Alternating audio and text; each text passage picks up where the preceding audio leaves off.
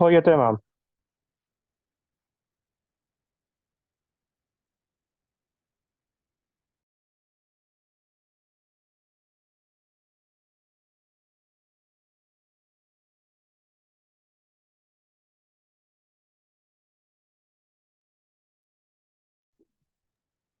अजिंक्य sir, माझा आवाज येतोय का? हो, येतोय मॅडम.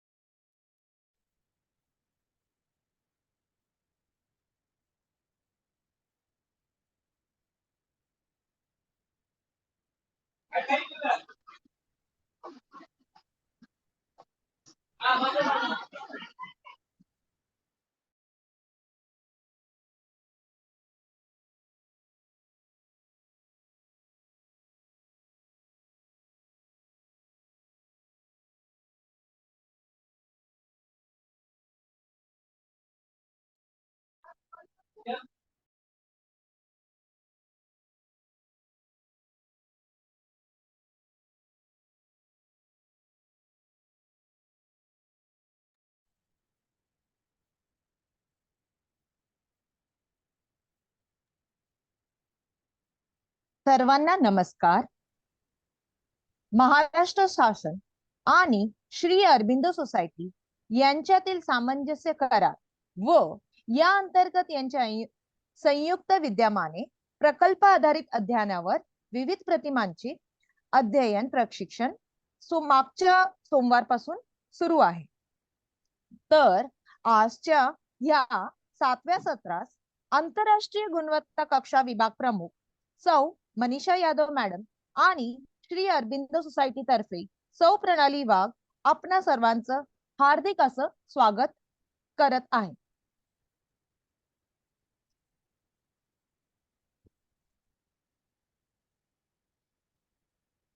आज आपल्याला इयत्ता 3च्या प्रकल्पाच्या आधारित अध्ययनावर काटम मॅडम विषय सहाय्यक राज्य शैक्षणिक संशोधन व प्रशिक्षण परिषद महाराष्ट्र ह्या मार्गदर्शन करणार आहे.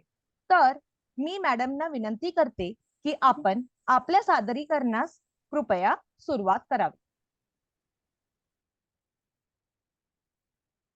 धन्यवाद मॅडम. आज आपण इयत्ता 3च्या प्रकल्प आधारित अध्ययन याबाबत कार्यशाळेमध्ये माहिती पाहणार आहोत. या कार्यशाळेमध्ये आतापर्यंत आपण इयत्ता 1 आणि 2 या विविध इयत्तांचे प्रकल्प आधारित अध्ययन कसं करायचं, या प्रकल्प आधारित अध्ययन करत असताना इतर विषयांशी त्याचा समन्वय कसा साधायचा याबाबत माहिती पाहिली. आज आपण इयत्ता 3ची प्रकल्प पुस्तिका पाहणार आहोत. त्या प्रकल्प पुस्तिकेमधून या मुलांमध्ये आपल्याला कशा पद्धतीने प्रकल्प राबवायचे आहेत आणि मुलांच्या कोणत्या क्षमता विकसित करायच्या आहेत याची माहिती आपण पाहणार आहोत. इयत्ता 3च्या या जो वेगळेपणा आहे की 1 आणि 2 यांच्या प्रकल्प पुस्तिका पाहत असताना आपण कुठेही परीक्षण हा प्रकार केलेला नव्हता. विद्यार्थ्यांनी स्वतःचे परीक्षण करावयाचे कृती आपण तिथे दिलेल्या नव्हत्या. शिक्षकांनी त्यांचं परीक्षण कसं करावयाचे याबाबतची माहिती आपण इयत्ता 1 आणि 2च्या प्रकल्प पुस्तिकेमध्ये सांगितली होती. इयत्ता 3 पासून मात्र आपण विद्यार्थ्यांनी केलेल्या प्रकल्पातून स्वपरीक्षण कसं करायचं आहे, त्या निरीक्षणातून स्वतःच्या बाबतचे निष्कर्ष कसे काढायचे आहेत, याची सुरुवात मात्र या पुस्तिकेपासून आपण करत आहोत. नेक्स्ट, नवे काही शिकूया. यामध्ये आपल्याला विद्यार्थ्यांना ज्या पर्यावरणीय संकल्पना आहेत की ज्यामध्ये विविध पक्ष्यांची नावं, वेगवेगळ्या पक्ष्यांचे आवाज, पक्ष्यांच्या खाण्याच्या सवयी, पक्ष्यांच्या शरीराचे अवयव आणि वेगवेगळ्या आकारांचे पक्षी, याबाबत आपण त्यांना माहिती विचारणार आहोत. ही कन्सेप्ट आपण मुलांना सांगत असताना आपण ते ज्या विभागामध्ये राहतायत, मग ग्रामीण भाग असेल, शहरी भाग असेल, त्या ठिकाणी आढळणारे विविध पक्षी जे त्यांच्या निरीक्षणातून त्यांनी ज्या पक्ष्यांचे आवाज ऐकलेले आहेत, ज्या पक्ष्यांना पाहिलेलं आहे, याबाबतची माहिती आपण मुलांना विचारणार आहोत. मग यामध्ये पक्ष्यांचे शरीर अवयव, त्यांचे आकार, यानुसार आपण मुलांकडून माहिती घेणार आहोत. गणितमध्ये आपण विविध वस्तूंचे आकार, त्यांचा लहान मोठेपणा, त्यामध्ये तुलना करणे, सर्वात मोठा आकार, सर्वात लहान आकार, मग अगदी घरातल्या वेगवेगळ्या ज्या वस्तू आहेत त्या वस्तू पाहत असताना त्यांना जे विविध आकार पाहायला मिळतात किंवा त्यांच्या निरीक्षणामधून दैनंदिन व्यवहारामध्ये विविध वस्तूंना जेव्हा ते पाहतात, अशा गोष्टींची माहिती आपण मुलांना विचारणार आहोत. इंग्लिशमध्ये आपण word formation, blend and digraph, त्याचबरोबर नेमिंग वर्ड्स, रायमिंग वर्ड्स आणि पिक्चर कंपोजिशन याबाबतची माहिती मुलांना देणार आहोत. मराठीमध्ये आपण त्यांना विविध पक्ष्यांची नावं, नाम ह्या संकल्पने आधारित आपण त्यांना विचारणार आहोत. पक्षी नावाचा हा जो प्रकल्प आहे यामध्ये विद्यार्थ्यांना विविध पक्षी, ते खात असलेलं अन्न, त्यांचे आवाज किंवा ध्वनी आणि त्याचबरोबर त्यांच्या शरीर अवयवाची नावं जाणून घेण्यास मदत करायची आहे. बघा, हा घटक मुलांना सांगत असताना निरीक्षणामधून त्यांनी अनेक पक्षी पाहिलेले आहेत, परंतु हे पक्षी पाहत असताना प्रत्येक पक्षाचं नाव मुलांना माहीतच असेल असं नाही, किंवा या प्रकल्पामध्ये मुलं सगळे जर आपल्या वर्गामध्ये आपण जेव्हा मुलांचे प्रकल्प घेतो त्यावेळेस प्रत्येक मुलंच सहभागी होतं असं नाही. प्रत्येक मुलामध्ये शिक्षकासमोर बोलण्याचा आत्मविश्वास असेल असं नाही. मग विद्यार्थी शिक्षकांसमोर बोलताना घाबरतात किंवा निर्भीडपणे आपली मतं मांडत नाहीत. म्हणून या प्रकल्पाअंतर्गत आपल्याला विद्यार्थ्यांना बोलतं करायचं आहे. त्यांचं संभाषण कौशल्य कशा पद्धतीने वाढवता येईल यासाठी आपल्याला प्रयत्न करायचे आहेत. मग या प्रकल्पामध्ये मुलांना त्यांची मूलभूत कौशल्य विकसित करण्यासाठी, तसंच सहकार्याने इतर मुलांना, जर एखाद्या पक्षाबाबत इतर मुलांना माहिती आहे आणि संबंधित विद्यार्थ्याला माहिती नाही, तर इतर मित्रांच्या मदतीने सुद्धा मुलं माहिती मिळवू शकतात. म्हणजे मुलांची सर्जनशीलता वाढवण्यासाठी, त्यामध्ये मूल्य रुजवण्यासाठी आणि प्रकल्पाच्या दरम्यान त्यांच्यामध्ये मूलभूत कौशल्य विकसित करण्यासाठी विविध संधी मुलांना उपलब्ध व्हाव्यात, म्हणून या प्रकल्पाचा आपल्याला उपयोग करून घ्यायचा आहे. तसेच या प्रकल्पातील प्रत्येक उपक्रम त्यांचं वय, शिकण्याची क्षमता आणि विकासाचे टप्पे लक्षात घेऊन बनवण्यात आलेला आहे. मग हे शैक्षणिक ज्ञान प्राप्त करण्यासाठी, तसेच शारीरिक, बौद्धिक आणि मानसिक कौशल्य विकसित करण्यासाठी सुद्धा हे प्रकल्प या मुलांना मदत करणार आहे.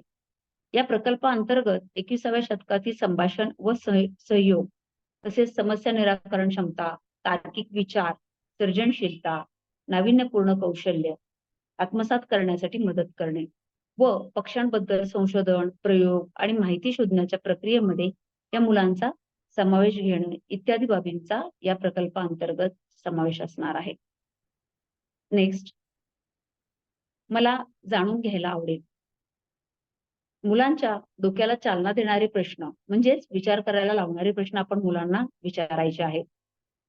मग ते प्रश्न कशा स्वरूपाचे असले पाहिजेत, तर तुमच्या परिसरामध्ये आढळणाऱ्या पक्ष्यांची नावे काय आहेत, किंवा कोणत्या झाडावरती कोणते पक्षी तुम्ही पाहता, पक्ष्यांच्या शरीराच्या वेगवेगळ्या भागांची नावं तुम्हाला सांगता येतील का, फक्त पक्ष्यांचे जर तुम्हाला आवाज ऐकवले तर त्यावरून तुम्ही त्या मुलांना, त्या पक्ष्यांना तुम्ही ओळखू शकता का, पक्षी कोणतं अन्न खातात त्याबाबत तुम्हाला माहिती आहे का, अशा विविध प्रश्न आपण मुलांना विचारून या प्रकल्पाबाबत माहिती विचारू शकतो. आता हा प्रकल्प आपण मुलांसाठी राबवत असताना मुलांकडे कोणतं पूर्वज्ञान असणार आहे, तर त्यांना पर्यावरणीय संकल्पनेमध्ये परिसरात आढळणाऱ्या विविध पक्ष्यांची नावं माहीत असणार आहेत. त्यांना गणितातील लहान व मोठ्या वस्तू ह्या आकारावरून ओळखता येत असणार आहेत. आणि इंग्लिशमधून knowledge of creating words by joining letters, म्हणजे basic knowledge of naming words, छोटे छोटे शब्द, छोट्या छोट्या शब्दांचे अर्थ मुलांना माहीत असणार आहेत.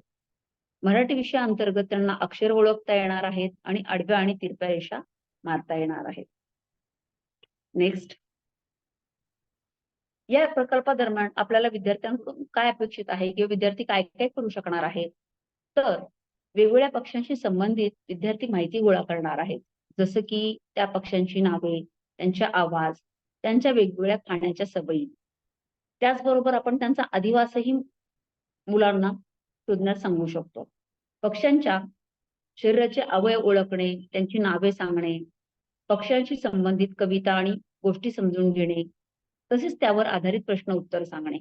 मराठी इंग्रजी अक्षरे एकत्र करून शब्द तयार करणे. कविता गाताना यमक शब्दांची समज विकसित करणे. म्हणजेच जेव्हा आपण कविता म्हणतो तेव्हा ठ ला ठ, य ला य अशी अक्षरा जुळवून ज्यावेळेस कवितांमध्ये गेयता येते किंवा कविता गाताना अडथळा कधी निर्माण होतो, जर समान वाक्य नसतील, शेवटी येणारे शब्द जर समान नसतील, म्हणजेच यमक जुळत नसेल, तर त्याला चाल लावताना अडचण येते. हीच बाब आपण मुलांना समजावून सांगू शकतो की आपण कोणत्या कविता गाऊ शकतो किंवा कोणत्या कविता आपल्याला गाता येत नाही. जर त्या कविता आपल्याला गाता येत नाही तर का बरं आपण त्या कविता म्हणू शकत नाही. मग त्यावेळेस मुलंच आपल्याला सांगतील की मॅडम हे शेवटचे शब्द सारखे येत नाहीत किंवा सर हे शब्द सारखे येत नाही. त्यावेळेस आपण त्यांना यमकाद्वारे शब्दांची समज त्यांची विकसित करू शकतो. पक्ष्यांबद्दल इंग्रजीत, मराठीत, तोंडी किंवा लिखित स्वरूपात मुलं माहिती व्यक्त करतील. मराठी किंवा इंग्रजीमधील शब्द समजून घेतील आणि ओळखतील. तसेच मराठी आणि इंग्रजी दोन्हीमध्ये लहान लहान वाक्य या प्रकल्पामध्ये मुलं तयार करतील. चिकणमाती वापरून पक्ष्यांची रचना करणे, पक्ष्यांचे आकार तयार करणे, सोप्या पक्ष्यांचे आकार तयार करून सहजपणे पक्षी बनवण्याचा प्रयत्न करणे. लहान मोठे, सर्वात लहान, सर्वात मोठा या आधारे वेगवेगळ्या वस्तूंची तुलना करणे आणि त्यांचं वर्गीकरण करणे ही या प्रकल्पाची शैक्षणिक उद्दिष्ट आहेत. आता KWL तक्ता म्हणजेच यामध्ये मुलांना आपल्याला मांडायला सांगायचं आहे की मला हे माहिती आहे. यामध्ये मुलं ज्या पक्ष्यांची नावं माहिती आहेत, जे पक्षी कुठे दिसतात किंवा त्यांचा अधिवास कुठे आहे, त्या पक्षाचा रंग कसा असतो, या बाबी तेथे लिखाण करतील. त्यापुढे मला हे जाणून घ्यायचं आहे. काही पक्षी असेही असतील की केवळ त्यांचे आवाज माहिती असतील परंतु नावं माहित नाहीत किंवा त्यांचा अधिवास माहिती नाहीये. मग ह्या बाबी मुलांना या प्रकल्पातून जाणून घ्यायच्या आहेत. आणि आपल्याच परिसरात आहेत पण कधीही आपल्या लक्षात न आलेले किंवा हा पण पक्षी आहे आणि हा पाणथळ्याच्या जागेवरती किंवा निसर्गामध्ये आढळतोय, हे आपल्याला विद्यार्थी म्हणजे हे मी नवीन शिकलो किंवा शिकले या सदरामध्ये विद्यार्थ्याला नवीन माहिती या प्रकल्पातून मिळवायची आहे. नेक्स्ट, आता पहा प्रकल्पामध्ये या पानावरती आपल्याला शब्दसंग्रह वाढवा. विद्यार्थ्यांचे असलेली माहिती जेव्हा ते नवीन माहिती मिळवतील तेव्हा त्यामध्ये नवीन शब्दांचा संग्रह, नवीन माहिती चेंगरून लिहायला कोणी सांगितलं? नाही, मी त्यांच्याशी बोलते, म्हात्रे मॅडमशी. हॅलो, प्लीज सर्वांना हे करा, म्यूट करा.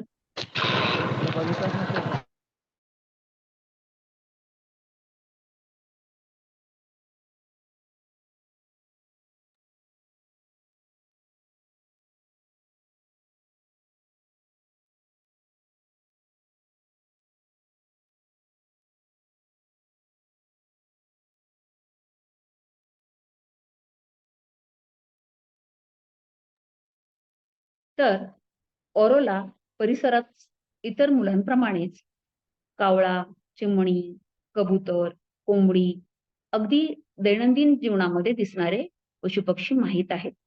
पण इतर पशुपक्ष्यांची ओळख करून घेण्यासाठी मात्र तिला कुटुंबातील सदस्यांची मदत घ्यावी लागते. मग तिला तिच्या बाबांनी काही पक्ष्यांची चित्र दाखवून ती ओळखण्यासाठी सांगितलेली आहेत. त्याच्यातीलही ओरोला फक्त 6 पक्षी ओळखता आले आहेत.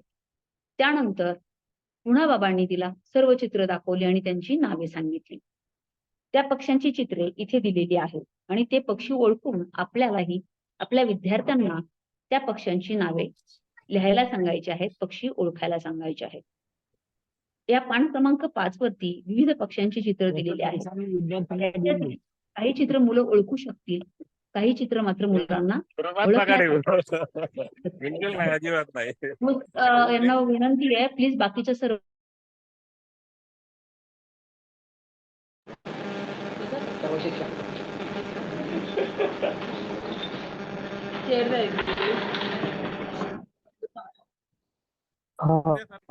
माझी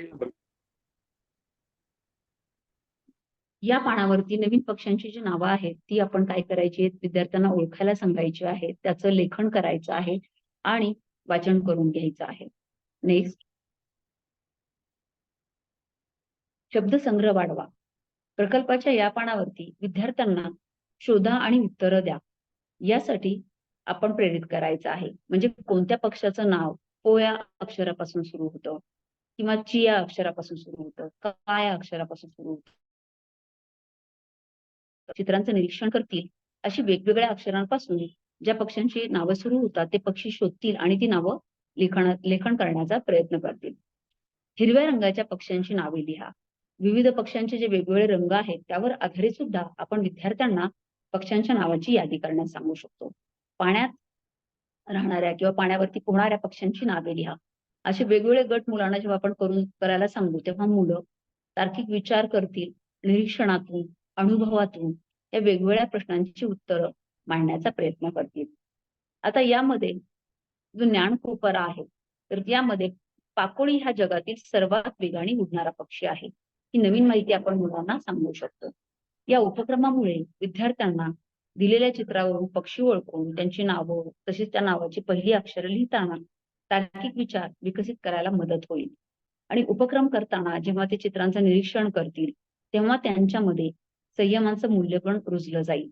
बघा, ज्यावेळेस आपण नवीन प्रश्न समोर येतो, नवीन चित्र समोर येतं, तेव्हा मुलांच्या मनामध्ये अनेक विचार येणार आहेत, अनेक शंका असणार आहेत. परंतु आपण मुलांना सूचना देत आहोत की तुम्ही चित्रांचं निरीक्षण करा. निरीक्षण केल्यानंतर आठवा की ते पक्षी तुम्ही कुठे पाहिले आहेत. जर तुम्ही ते पाहिलेले आहेत तर त्याचं नाव काय असेल, ते नाव काय आहे हे जर तुम्हाला माहित असेल तर त्या नावाचं आपण लेखन करायचं आहे. म्हणजेच यामध्ये निरीक्षण, विचार करणे, आकलन शक्तीचा वापर करणे, आपले विचार व्यक्त करणे, लेखन कौशल्याचा वापर करणे, अशा विविध बाबींचा आपण विकास करू शकतो. मग यासाठी जर मुलांना आपण वेळ दिला, म्हणजे सुरुवातीला इतरांचं सहकार्य न घेता मुलांनी स्वतःच्या बौद्धिक शक्तीचा वापर तिथे केला, तर यामुळे हळूहळू संयम ठेवून आपल्याला पडणाऱ्या प्रश्नांचं उत्तर शोधणं आणि लगेचच इतरांचं सहकार्य न घेता स्वतःच्या बुद्धीचा वापर करणं, स्वतःच्या निरीक्षणाची त्या अभ्यासाला जोड देणं, अनुभवाची जोड देणं, या बाबी पण मुलं हळूहळू शिकू लागतात. आणि मग जर तिथून पुढे आपल्याला असं लक्षात आलं की मुलांना याचं उत्तर नाही येते, त्यावेळेस आपल्या इतर मित्रांचं सहकार्य घेणं, आपल्या शिक्षकांचं सहकार्य घेणं, या बाबी आपण मुलांना यातून सांगू शकतो. या पुढील पानावरती out of the box thinking, म्हणजे ज्याला आपण चाकोरी बाहेरचा विचार किंवा चौकटी बाहेरचं काम असं म्हटलं जातं. ज्या वेळेस मुलांना आपण वेगवेगळ्या गोष्टी, म्हणजे आतापर्यंत आपण भाषिक कौशल्यांमध्ये पाहिलेलं आहे की मुलांना काही शब्द डोंगर देऊन त्यापासून गोष्टी तयार करायला लावणं किंवा त्यांच्या विचारशक्तीला वाव देणं, हीच बाब आपल्याला इंग्रजी विषयामध्ये करायची आहे. या ऍक्टिव्हिटीमध्ये after my father asked me about the names of birds, he asked me to do an activity in which the pictures of birds were given with their incomplete names. या कृतीमध्ये मुलांना काही पक्ष्यांची आपण सुरुवातीला मराठीमध्ये नावं सांगितली, चित्र दाखवली, त्याच्यावर त्यांना नावं विचारली. आणि इथे या ऍक्टिव्हिटीमध्ये मात्र आपण त्यांना पक्ष्यांची नावे अर्धवट दिलेली आहेत आणि त्यांना आपण काय करायला सांगायची आहेत, पूर्ण करायला सांगायची आहेत. इथे पण मुलं निरीक्षण शक्तीचा वापर करतील, विचारशक्ती वापरतील, आपल्या इतर मित्रांचं किंवा आपल्या शिक्षकांचं मार्गदर्शन घेतील. याच मध्ये आपण रिडल्स म्हणजे पझल्सचा सुद्धा उपयोग केलेला आहे. कारण ह्या कृतीमध्ये काही शब्द सुरुवातीपासून दिलेले आहेत, म्हणजे त्याची सुरुवातीची 2 अक्षरं दिली आहेत. काही पक्ष्यांच्या नावांची मधली अक्षरं गाळलेली आहेत, तर काही पक्ष्यांच्या बाबत विचार करण्यासाठी आपण इथे रिडल्स दिले आहेत. I am tiny bird who loves to fly in the sky. I look like a crow but I sing very sweetly. Who am I. ज्यावेळेस मुलांना आपण हे रिडल्स हे करतोय त्यावेळेस मुलं विचार करणार आहेत, आणि या प्रश्नांची उत्तर शोधण्याचा प्रयत्न करणार आहेत. स्वतः करून पाहूया. नेक्स्ट पहा, या कृतीमध्ये स्वतः करून पाहूया मध्ये एक दिवस मी आजोबांना विचारलं की पक्ष्यांना चोच का असते. मग त्यांनी मला सांगितले की आपल्याप्रमाणे पक्ष्यांनाही वेगवेगळी कार्य करण्यासाठी शरीराच्या वेगवेगळ्या अवयवांची गरज असते. संवाद रूपाने और जे काही सांगते ते आपल्याला ह्या प्रकल्पामध्ये दिलेलं आहे. अन्न तोंडापर्यंत नेण्यासाठी आपण जसं हात वापरतो, पण पक्ष्यांना हात नसल्यामुळे अन्न खाण्यासाठी फळे, भाज्या, धान्य किंवा किडे थेट तोंडाने पकडावे लागतात. आज आपण पक्ष्यांच्या शरीराच्या विविध अवयवांची नावे पाहू. मनुष्य शरीराच्या अवयवांची माहिती आपण विद्यार्थ्यांना आतापर्यंत दिलेली आहे. या प्रकल्पामधून आपल्याला पक्षी आणि त्याचे अवयव याबाबतची माहिती आपण मुलांना देणार आहोत. या पानावरती आपण दिलेल्या चित्रांचं मुलांना काळजीपूर्वक निरीक्षण करण्यास सांगणार आहोत. पालकांच्या मदतीने, मित्रांच्या मदतीने चित्रातील पक्ष्यांचे अवयव त्यांना ओळखायला सांगायचे आहेत आणि त्यांची नावे लिहायला सांगायची आहेत. मग चित्रामध्ये आपल्याला दिसत आहे तिथे आपण नंबर दिलेले आहेत आणि खाली कोष्टकामध्ये तिची नावं पण दिलेली आहेत. मग मुलांना याच्यातली नावं वाचून योग्य त्या ठिकाणी काय करायची आहेत, लिहायची आहेत. तसेच पालकांच्या मदतीने त्यांना खालील तक्त्यांमध्ये सुद्धा पक्ष्यांच्या अवयवांची नावे, त्यांची कार्य लिहायची आहेत. खालील कॉलम मध्ये पक्ष्यांचे अवयव दिलेले आहेत आणि त्या अवयवांची कार्यही सांगितलेली आहेत. मग याच्यातील काही नावं मुलांना सर्व नावं लिहिता येतील, पण त्यांचं कार्य काय आहे. मग जर एखाद्या मुलाला ते लिहिता नाही आलं किंवा प्रत्येक पक्षाला मान हा अवयव असेलच असं नाही, त्यावेळेस त्यामध्ये कुठल्या पक्ष्यांना मान हा अवयव आहे, कोणत्या पक्ष्यांना मान हा अवयव नाही, हे आपण त्यांच्याशी चर्चा साधून त्याबाबतची मुलांना माहिती द्यावायची आहे. नेक्स्ट स्वतः करून पाहूया. या कृतीमध्ये आपल्याला त्यांना माहिती द्यायची आहे की गिधाड हा एकमेव असा प्राणी आहे जो सूर्याकडे बराच वेळ टक लावून पाहू शकतो. पुन्हा यामध्ये पण आपण एक मराठीमध्ये छानसं कोडं त्यांना दिलेलं आहे. गोल गोल माझे डोळे, मला उजेड न आवडे, दिवसा झोपतो रात्री जागतो, सांगा पाहू मी कोण. जर घुबड हा पक्षी मुलांना परिचित असेल तर मुलं सहजपणे उत्तर देतील. अन्यथा आपल्याला त्यांना या कोड्याचा अर्थ समजावून सांगावा लागणार आहे किंवा त्या पक्षाची ओळख आपल्याला या कोड्यातून मुलांना करून द्यायची आहे. प्रश्नोत्तरांवर आधारित या उपक्रमांमध्ये विद्यार्थ्यांना पक्ष्यांच्या शरीराची विविध अवयवांची नावं, त्यांची कार्य ओळखून लिहायची आहेत आणि यातून त्यांच्यामधील संवाद व सहकार्य कौशल्य आपल्याला विकसित होण्यास हातभार लागेल. बघा, हा प्रकल्प अतिशय सोपा आणि सहज वाटणारा आहे की मुलांना पक्षी माहिती आहेत, मग मुलं चित्रांचा संग्रह पण करू शकतात किंवा त्याबाबत माहिती पण मिळवू शकतात. परिसरामध्ये अनेक पक्षी पण आहेत, पण याचबरोबर फक्त संकलन करणं आणि त्याची मांडणी करणं यामधून आपल्याला विद्यार्थ्यांच्या कोणकोणत्या कौशल्यांचा विकास झाला आहे हे समजण्यात जास्त हातभार लागत नाही. कारण प्रकल्पाचं संकलन केल्यानंतर घरी तो चिटकवण्यासाठी तो स्वतः विद्यार्थ्यांनी केलाय किंवा पालकांनी केलाय त्याची पूर्तता होती, पण त्याचा जो कार्य करण्याचा जो आराखडा आहे तो आपल्या समोर दिसत नाही. पण या प्रकल्पामध्ये मात्र आपण मुलांना बोलतं करतोय, म्हणजे संवाद साधणं. प्रत्येक मूल हे बोलण्याची धडपड करणार आहे की मला जे माहिती आहे ते मला मांडता आलं पाहिजे आणि ज्या मुलाला माहिती नाही त्याला इतर मुलं सांगण्यासाठी सहकार्य करणार आहे. त्यामुळे या प्रकल्पामध्ये मुलांची संवादाची आणि सहकार्याची जी कौशल्य आहेत ही विकसित होण्यास नक्कीच हातभार लागणार आहे. आणि ज्या वेळेस मुलं पालकांच्या मदतीने किंवा इतर विद्यार्थ्यांच्या शिक्षकांच्या मदतीने माहिती जाणून घेणार आहेत, त्यावेळेस इतरांनीही आपल्याला मदत केल्यानंतर आपणही इतरांना मदत केली पाहिजे, त्या सहकार्याची भावना मुलांमध्ये रुजते आणि त्यामुळे नक्कीच त्या प्रकल्पामध्ये ह्या दोन गुणांना वाव मिळणार आहे. नेक्स्ट पर्यावरण आधारित हा उपक्रम आहे की या प्रकल्पामध्ये आपण आता पाहतो आहोत की बाहेर जो प्लास्टिकचा वापर आहे किंवा मुलांना आपल्या आजूबाजूला ज्या गोष्टी आहेत याचा जाणीव निर्माण करणं किंवा त्याचं निरीक्षण करणं यासाठी मिळणारा वेळ किंवा ते निरीक्षण कसं करायचं हे कदाचित माहिती नसल्यामुळे मुलांना हे उपक्रम फक्त माहिती गोळा करणं आणि मांडणं इतपत माहिती आहे.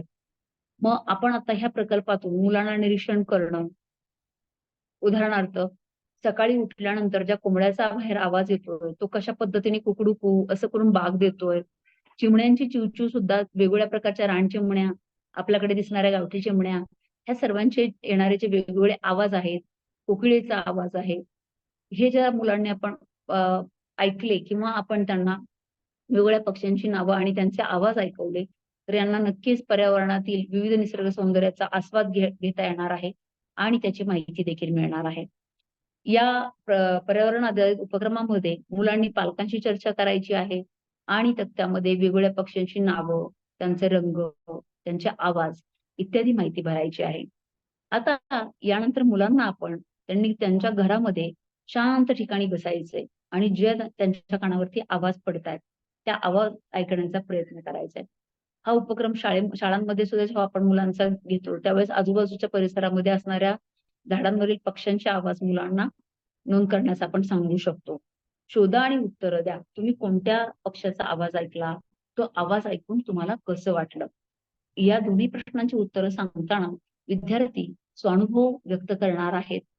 त्यांना तो पक्षी कोणता वाटला आणि पाहिल्यानंतर तो पक्षी कोणता होता याचं निरीक्षण ते मांडणार आहेत. या पानावरती आपण मुलांना आणखी एक मुद्दा सांगायचा आहे की सर्व पक्ष्यांमध्ये गिधाड हे सगळ्यात जास्त आयुष्य जगतं.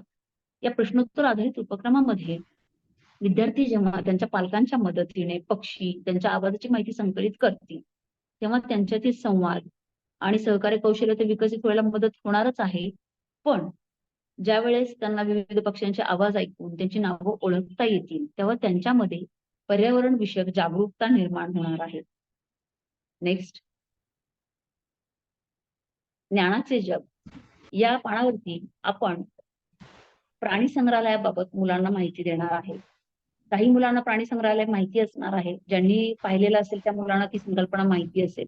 परंतु ज्या मुलांनी प्राणी संग्रहालय पाहिलेलं नाहीये किंवा भेट दिलेली नाहीये अशा मुलांना आपण प्राणी संग्रहालय या संकल्पनेबाबत माहिती सांगून तेथील पक्षी जे लहान मोठ्या आकारांचे आहेत, जिथे चिमणीसारखा लहान पक्षी ते शाहमृग सारखा सर्वात मोठा पक्षी आहे याची माहिती आपण मुलांना देणार आहोत.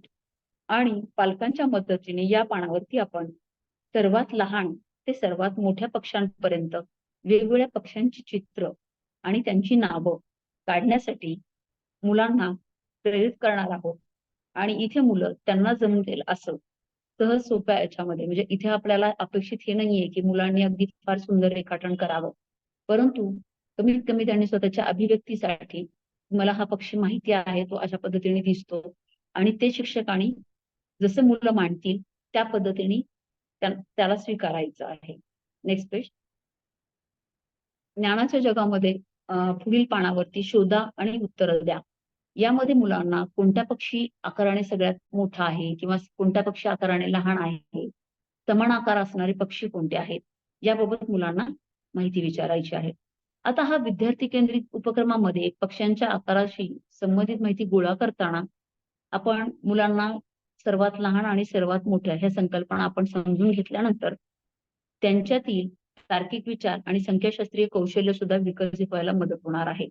म्हणजे आपण मुलांना तुम्ही कोणते पक्षी थव्यात पाहिले किंवा कोणते पक्षी घोळक्यामध्ये पाहिले, कोणते पक्षी एकटे पाहिले, याच्यामधून आपण त्यांना संख्याशास्त्रीय कौशल्य विकसित करू शकतो. किंवा तुम्ही जेव्हा पक्षी पाहिले, पाणवठ्यावरती पक्षी पाहताना कोणकोणते पक्षी तुम्हाला दिसले, तिथे किती पक्षी तुम्हाला एकत्र दिसले, हे आपण मुलांना विचारू शकतो आणि त्याच्यातून त्यांचे संख्याशास्त्रीय कौशल्य आणि तार्किक विचार आपल्याला जाणून घ्यायला मदत होणार आहे.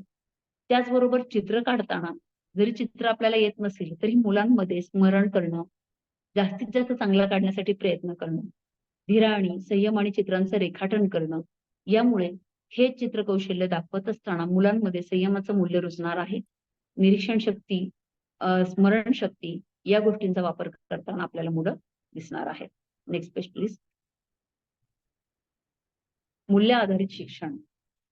आता आपण मुलांना शिक्षण देत आहोत, चांगल्या पद्धतीचे शिक्षण देत आहोत, परंतु मुलांमध्ये वर्तनामध्ये जेव्हा आपल्याला बदल अपेक्षित आहे तेव्हा त्यांच्यामध्ये शिक्षणाच्या अनुषंगाने जे बदल यावेत यासाठी मूल्य शिक्षणही तितकंच गरजेचं आहे.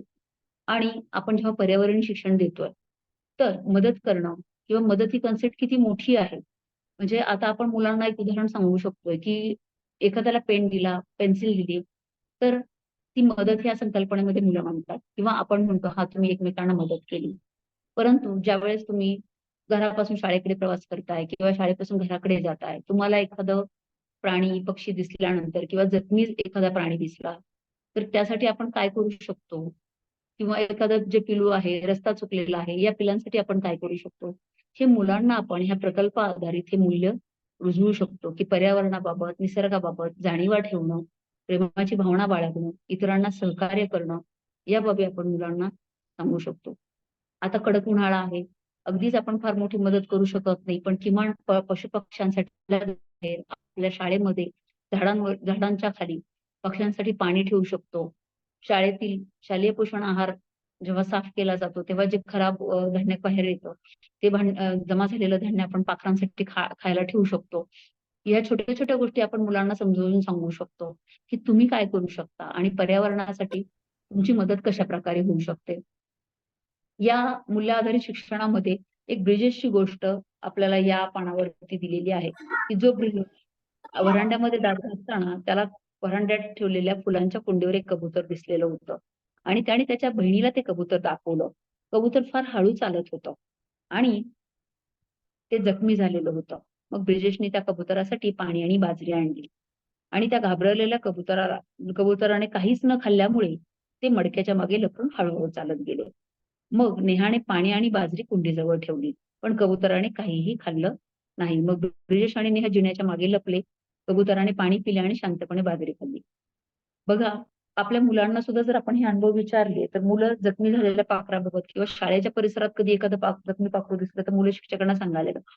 अशा वेळेस कोणत्या कृती कराव्यात किंवा पाखरं घाबरू नयेत किंवा त्यांना प्रथम उपचार म्हणून आपल्याला काय करता येईल, याबाबत शिक्षक इथे नक्कीच मुलांना माहिती सांगू शकतात. कडाक्याच्या उन्हाळ्यामध्ये पक्ष्यांसाठी आपण धान्य पाणी ठेवू शकतो.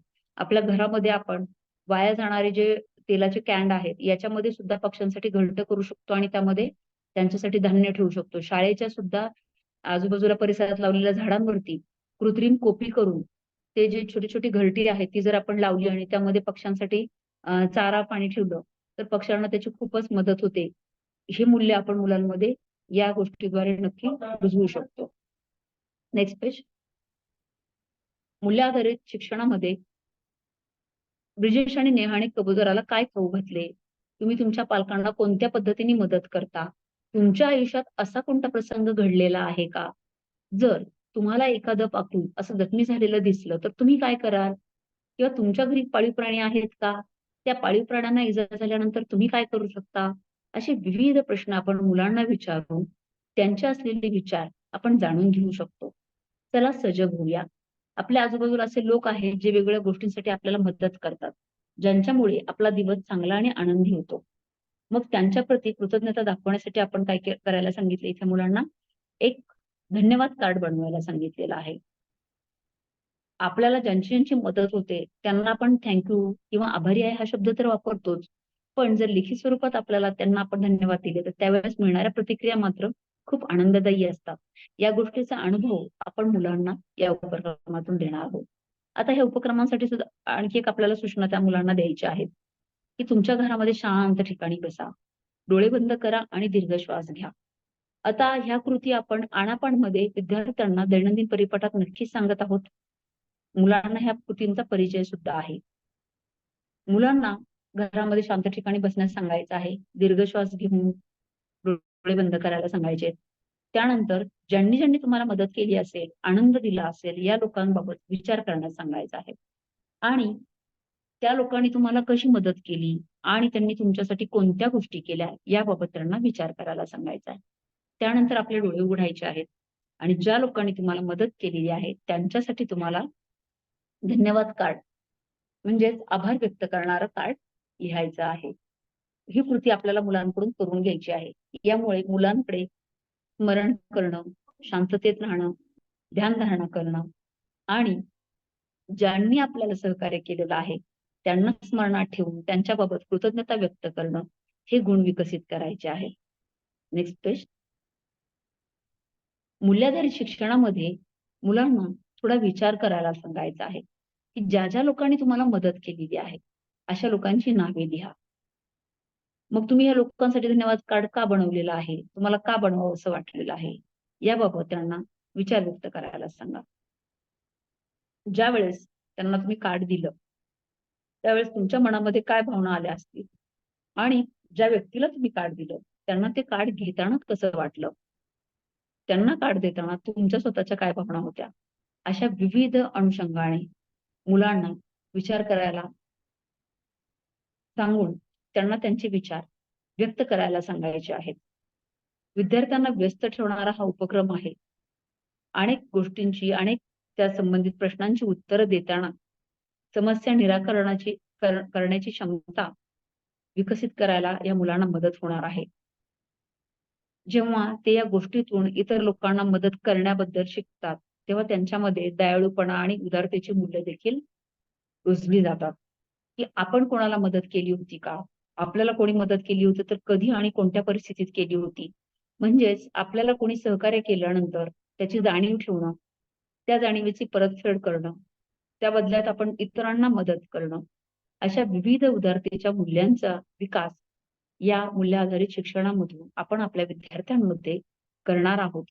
आणि मुलांच्या या क्षमता विकसनामध्ये आपण त्यांना त्यांची वैचारिक क्षमता, येणाऱ्या समस्यांचं निराकरण करण्यासाठी त्यांनी शोधलेल्या वाटा, त्याबाबत त्यांनी स्वतःचं केलेलं नियोजन, याबाबत त्यांना मांडणी करता येणार आहे आणि त्यांची मतं आणि विचार आपल्याला ऐकता येणार आहेत. Next page. 21व्या साठी जी कौशल्य आवश्यक आहेत त्याबाबत आपण ह्या प्रकल्पामधील या पानावरती विचार केलेला आहे. ब्रिजेश आणि नेहा यांनी जेव्हा जखमी कबुतराला मदत केली किंवा बाजरी खाऊ घातली या आपण गोष्टीमध्ये तर पाहिले, पण औराची आजी असं म्हणते की इतर लोकांनाही आपण मदत करू शकतो, जसं लोकांना पाणी आणि अन्न पुरवणं, त्यांना रस्ता सांगणं, रस्ता ओलांडायला मदत करणं किंवा भुकेलेल्या पक्ष्यांसाठी छतावरती पाणी आणि धान्य ठेवणं. आणि त्यामुळे त्या प्राण्यांनाही आनंद होतो आणि आपल्यालाही सर्वांना मदत करता येते. आता या पानावरती पक्ष्यांची काही चित्र दिलेली आहेत आणि रेष काढून त्यांना त्यांच्या अन्नापर्यंत पोहोचण्यासाठी विद्यार्थ्यांना मदत करायची आहे. विद्यार्थी ही कृती करत असताना पक्ष्यांची चित्र पाहणार आहेत. पुढे वेगवेगळे जे अन्न दिलेलं आहे त्या अन्नापर्यंत पोहोचवणारी रेषा या कोष्टकामध्ये रेखाटणार आहेत. हे करत असताना विद्यार्थी कृतींचं निरीक्षण करायचं आहे. ते कशा पद्धतीने विचार करतायत किंवा जर चुकीची जोडी लावत आहे तर चुकीची जोडी लावताना त्यांनी त्या चित्राचा अर्थ काय घेतलेला आहे किंवा मुलांच्या मनामध्ये कोणकोणते प्रश्न आहेत, यातला कोणता पक्षी त्यांना माहीत नाही की ज्याच्यामुळे त्यांना ते रेषा जोडता येत नाही, याबाबतचं मार्गदर्शन या ठिकाणी करावयाचं आहे. शोधा आणि उत्तर द्या. कोणता पक्षी हिरवा मिरच्या खातो, कोणता पक्षी धान्य खातो, कोणता पक्षी मांस खातो, अशा विविध बाबींच्या अनुषंगाने मुलांना आपल्याला विचार करण्यास सुचवले पाहिजे. हा आनंददायी उपक्रम करताना विद्यार्थी जेव्हा पक्षी आणि ते खात असलेल्या अन्नाची त्यांची जोडी जुळवतात तेव्हा त्यांच्यामध्ये तार्किक विचार करण्याचं कौशल्य विकसित होण्यास मदत होते. पक्षी आणि त्यांचं अन्न यांच्या जोड्या काळजीपूर्वक जुळवताना त्यांच्यामध्ये संयमाचं मूल्य रुजलं जातं. एक छोटीशी रेष आपल्याला या कोष्टकामध्ये काढायची आहे, तर ती रेष काढत असताना सुद्धा ती जेव्हा चुकते त्यावेळेस ती दुसऱ्या पक्षाच्या दुसऱ्या अन्नापर्यंत पोहोचण्याची शक्यता आहे. म्हणजे मुलांना इथे बारीक सूक्ष्म निरीक्षण करायचं आहे. आपली रेष चुकीच्या घटकाकडे जाणार नाही किंवा चुकीच्या अन्नाच्या घटकाकडे जाणार नाही याची काळजी घ्यायची आहे. म्हणजे कोणतीही काही गडबड न करता विचारपूर्वक त्यांना हे कोष्टक पूर्ण करायचं आहे. त्यामुळे इथे नक्कीच मुलं तार्किक विचार करणार आहेत, हळूवार कृती करणार आहेत, विचारशक्तीचा वापर करणार आहेत, आकलन करणार आहेत आणि त्यामधून निर्णय घेऊन संयमाने हे कोष्टक ते पूर्ण करणार आहेत. Next page please.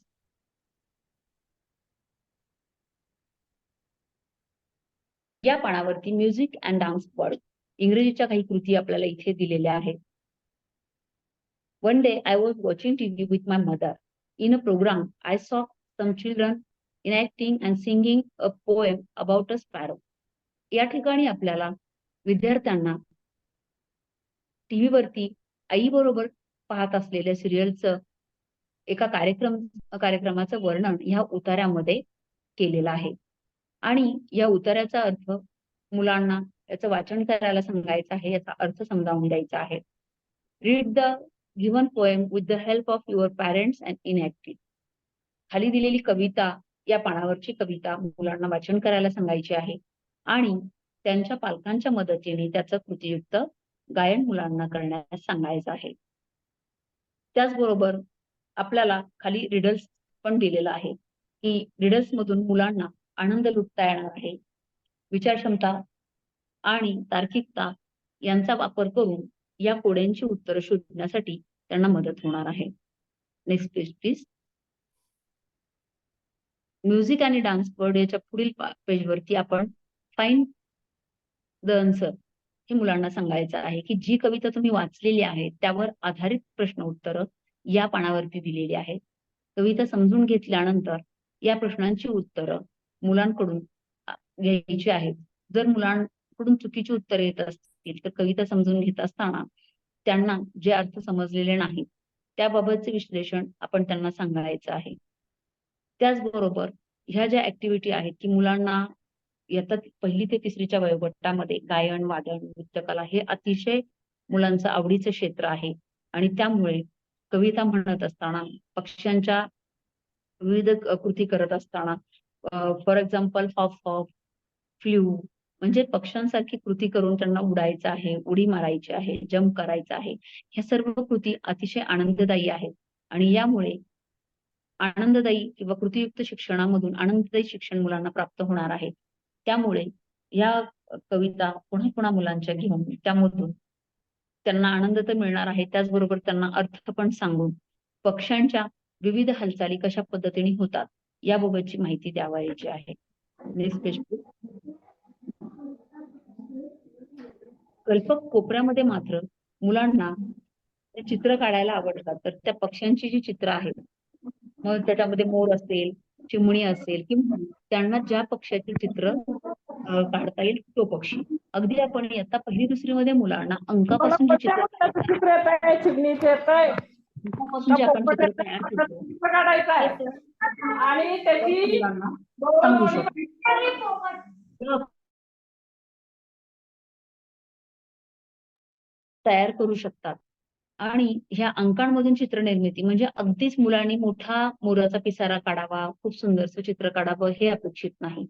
त्यांना जमेल अशी 2 अंकापासून चिमणी, अंकापासून बदक, कावळा, मोर, जो पक्षी त्यांना जमेल तो त्या पक्षाचं चित्र त्यांना काढायला सांगावं. त्या चित्र काढण्याचा आनंद त्यांना घेण्यास सांगावा आणि त्याचबरोबर किमान 2 ओळी विद्यार्थ्यांनी त्या पक्षाबद्दल माहिती सांगावी. मग ती माहिती त्या पक्षाचा रंग असेल, त्या पक्षाच्या अवयवाबद्दल असेल किंवा त्या पक्षाचं नाव असेल. यामुळे मुलांना आनंददायी मिळणार आहे आणि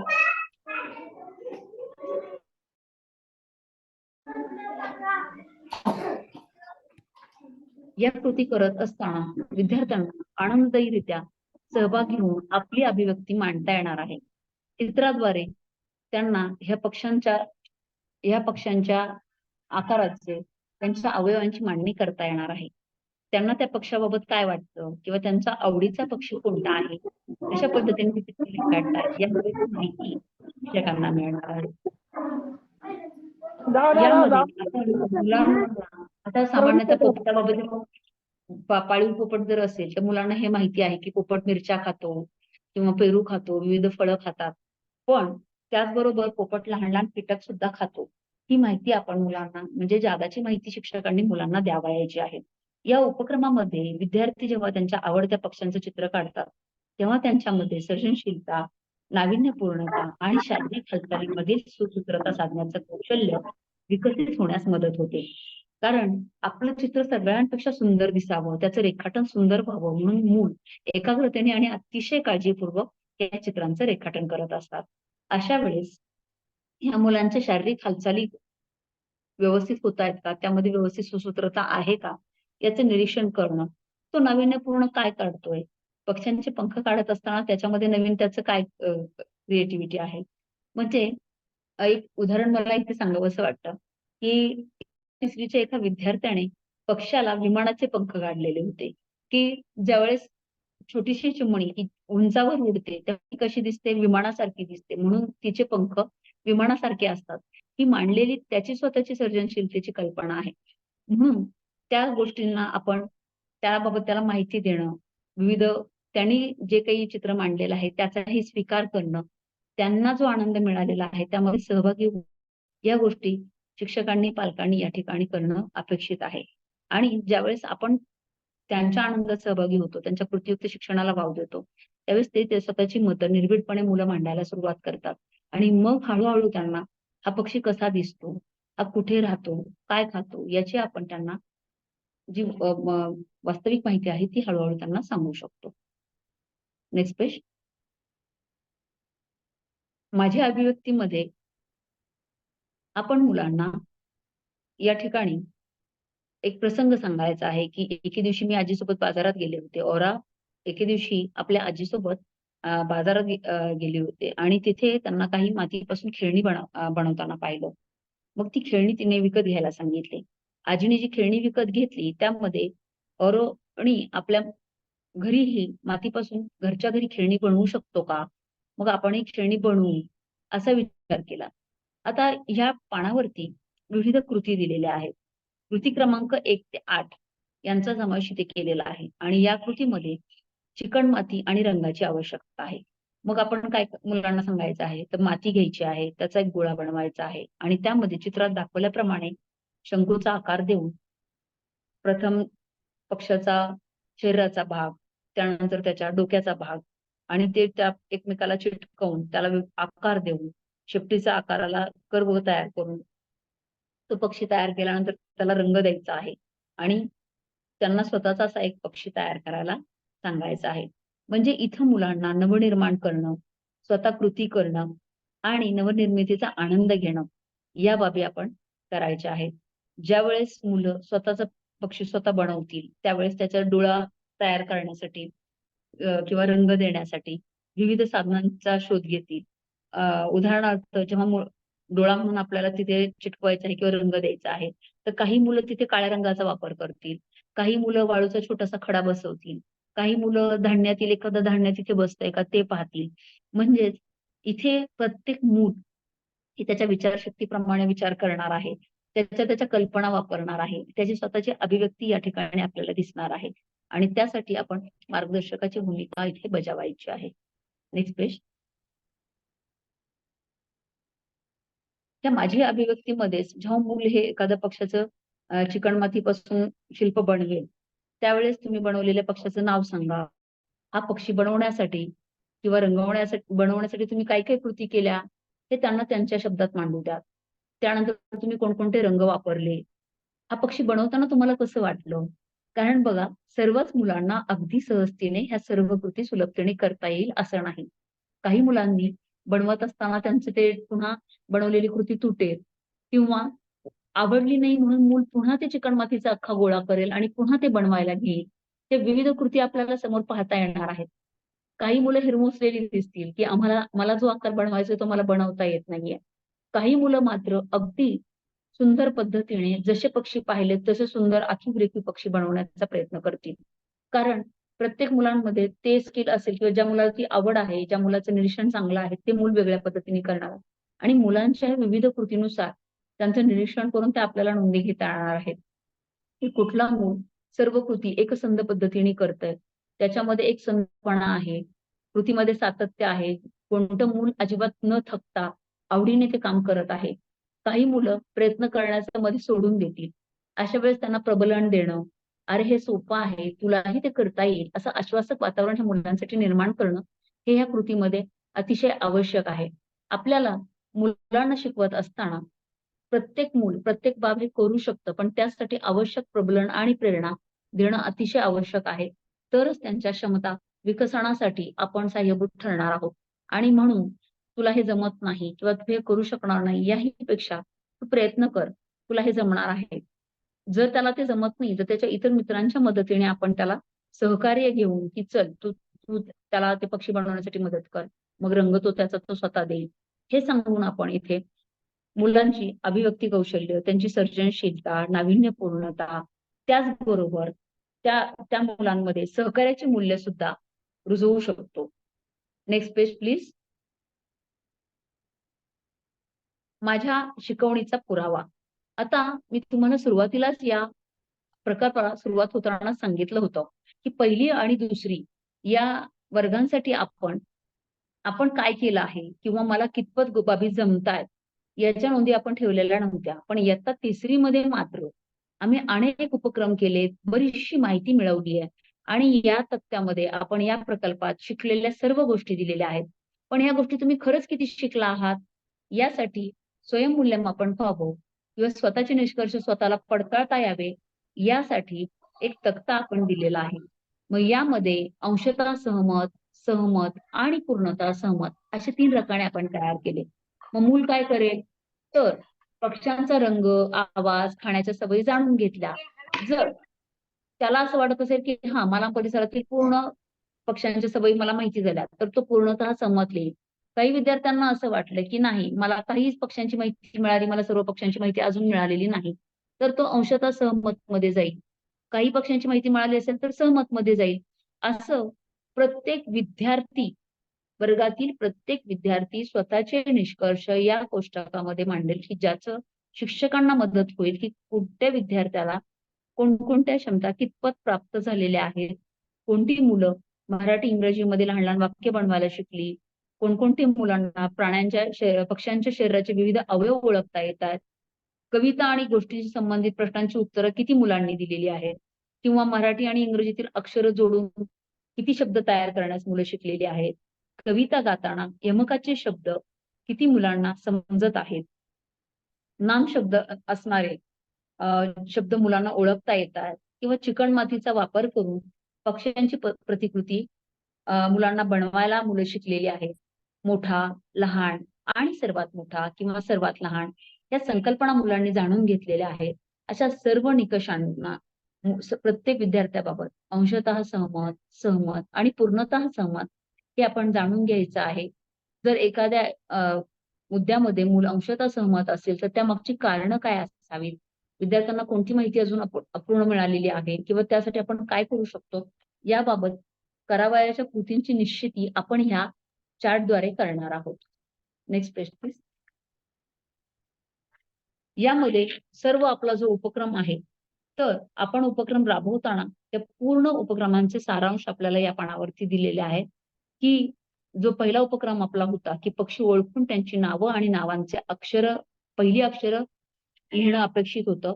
यामध्ये शब्दसंग्रह वाढवणं, मुलांमध्ये संयमाचं मूल्य विकसित होणं, त्यांच्यामध्ये तार्किक विचार करण्याची क्षमता आणि राष्ट्रीय शैक्षणिक धोरणामध्ये मुलांना शिक्षणामध्ये व्यस्त ठेवणं या बाबी अपेक्षित होत्या.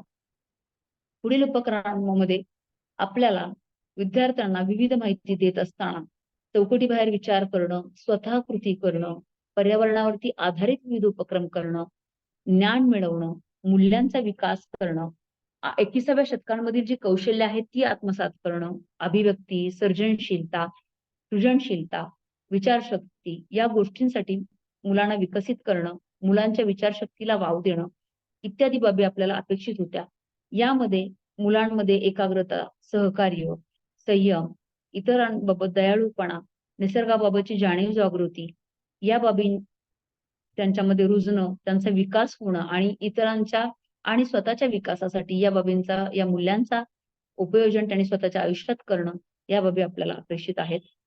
याचबरोबर 21व्या शतकासाठी किंवा जी जीवन कौशल्य आहेत ज्यामध्ये नाविन्यपूर्णता आहे, शारीरिक अवयवांचा किंवा क्रियांमध्ये सुसूत्रता आहे, नाविन्यपूर्णता आहे, तार्किक विचार, अंकगणितीय कौशल्य या सर्व बाबींचा परिपूर्ण विकास होण्यासाठी या मुलांना आपण प्रश्नोत्तर आधारित शिक्षण, चर्चा आधारित शिक्षण, विद्यार्थी केंद्रित, आनंददायी शिक्षण या सर्व पद्धतींचा वापर, त्याचबरोबर हस्तकलेद्वारे शिक्षण या सर्व शैक्षणिक धोरण, जीवन मूल्य, जीवन कौशल्य, 21व्या शतकासाठी आवश्यक कौशल्य या सर्व बाबींना विचारात घेऊन या प्रकल्प निर्मितीमध्ये मुलांच्या सर्वांगीण विकासासाठी आणि बहुआयामी व्यक्तिमत्वासाठी आपल्याला या अनुषंगाने या प्रकल्पामध्ये निर्मिती करण्यात आलेली आहे. आणि हे सर्व बाबी मुलांमध्ये विकसित होण्यासाठी प्रत्येक कृती घेत असताना वरील तक्त्याचा वापर करून आपण मुलांमध्ये या मूल्यांची रुजवणूक होण्यासाठी, त्यांच्या सवयींचं निरीक्षण करण्यासाठी या तक्त्याची मदत आपल्याला घ्यायची आहे. धन्यवाद. धन्यवाद मॅडम. कोणालाही काहीही शंका असल्यास कृपया हँड रेस करा. फीडबॅक फॉर्म चॅट मध्ये आहे, तो कृपया भरावा.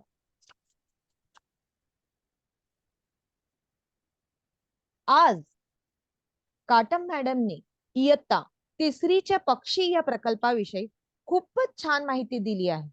आणि मॅडम, आपण मुलांमध्ये लेखन कौशल्य असो किंवा भाषिक कौशल्य असो कसं वाढवू शकतो याचं छान मार्गदर्शन केलं आहे. मदत ही संकल्पना सुद्धा आपण उन्हाळ्यात पशु पक्षींना कशी मदत करू शकतो हे छानच समजावून सांगितलेलं आहे. मॅडम, आपण प्रकल्पातील सर्व कृतींचे सोप्या शब्दात असे विश्लेषण करून मार्गदर्शन केले आहे. आपण सर्व शिक्षकांनी आणि मुख्याध्यापकांनी आज जो सहभाग नोंदवला आहे त्याबद्दल आपल्या सर्वांचे हार्दिक धन्यवाद. आजचे आपले मार्गदर्शक सौ सुनीता काटम मॅडम यांचेही मनपूर्वक धन्यवाद. आणि आंतरराष्ट्रीय कक्षाच्या विभाग प्रमुख सौ मनीषा यादव मॅडम यांच्या परवानगीने मी आजचे सत्र संपले असे जाहीर करते. धन्यवाद. थँक्यू.